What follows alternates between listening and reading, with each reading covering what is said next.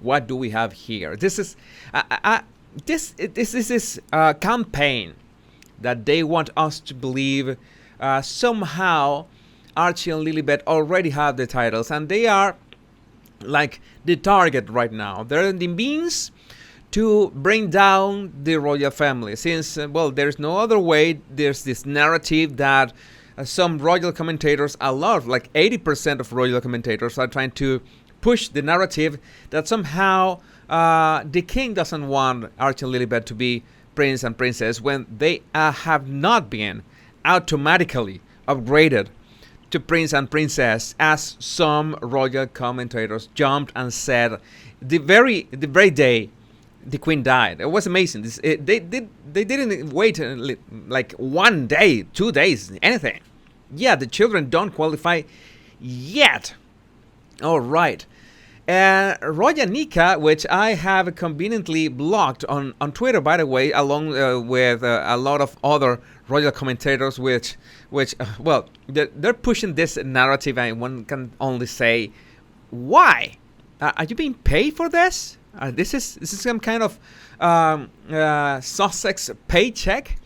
King Charles has not decided whether to let his grandchildren Archie and Lilibet keep their new prince and princess titles, escalating tensions with the Duke and Duchess of Sussex. Father and son discussed it after the Queen's death. I have doubts about it. But it was unresolved. And I'm going to tell you why I have my doubts about it. I doubt that Gingerbread has the balls to raise this subject when he couldn't even have dinner like a normal person with his father the day the Queen died. Like, he's a spoiled brat. He has no leverage. He has no gravitas. He has no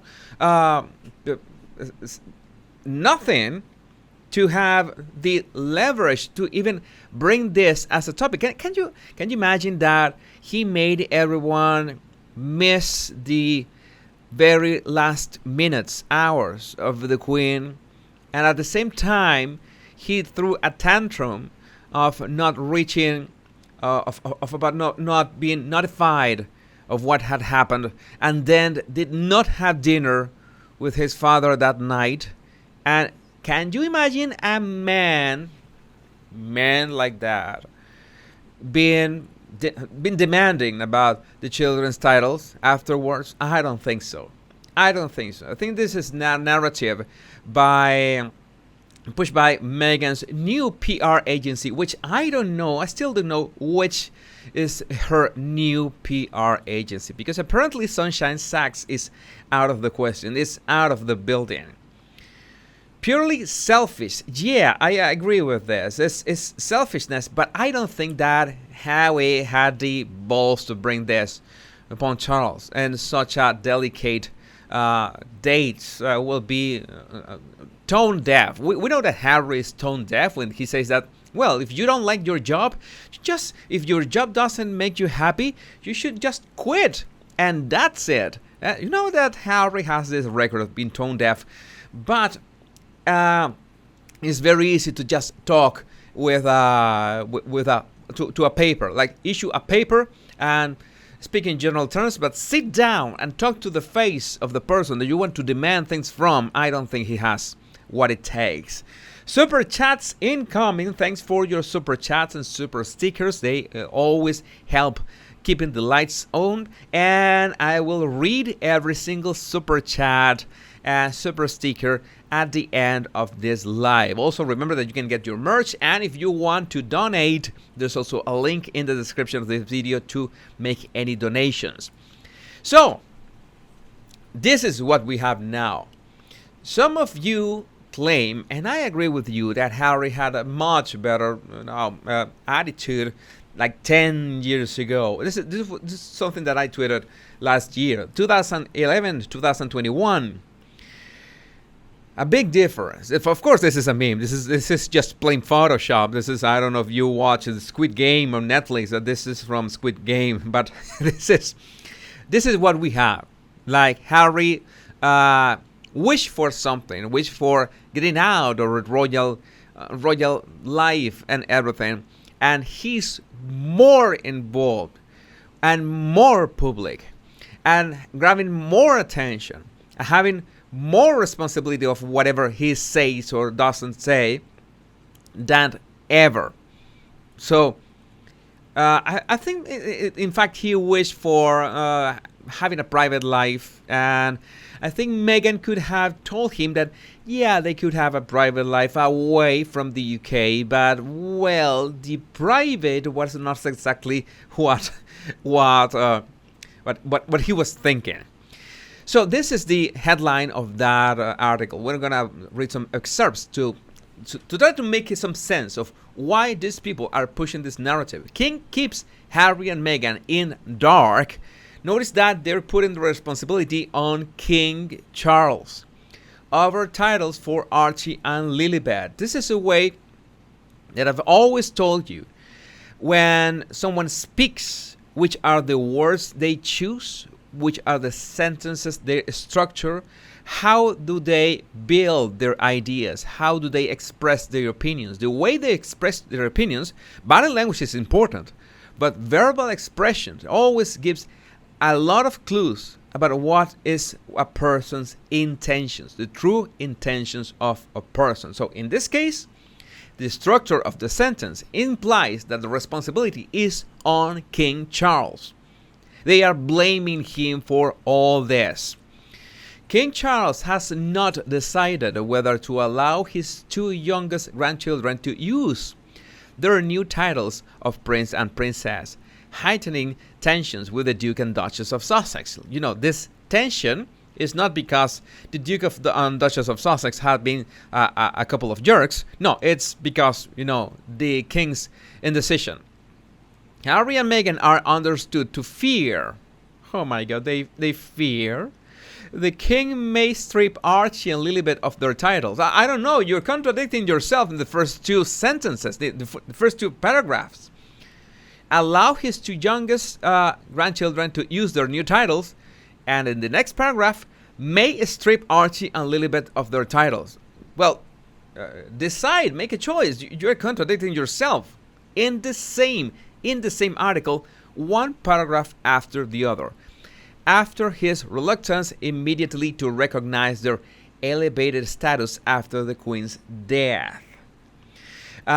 This is the narrative they want to make it seem. Like King Charles is a bad man for not doing what he has to do.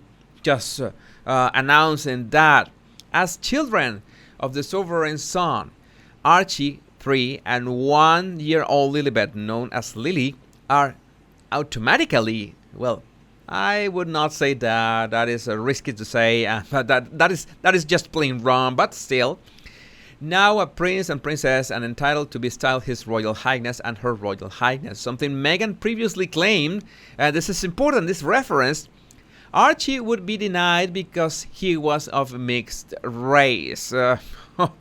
Yeah, because it was important to outline and to highlight a nonsensical remark made by Meghan.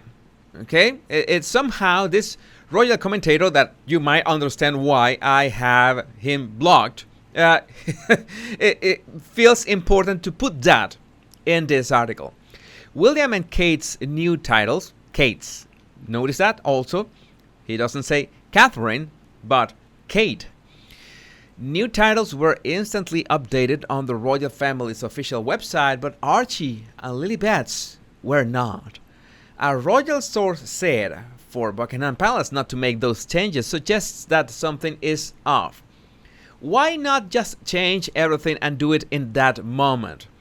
Yeah, because it's the same way that you frame, or the Harry tried to frame, the security issue was responsibility of just the Queen. Just go and sign, I don't know, something with Scotland Yard, with Ravik, with the Met Police, and that's it. And it's not that simple. Harry wanted to the public to make it seem like it was the Queen's responsibility, and it was despicable because it was not.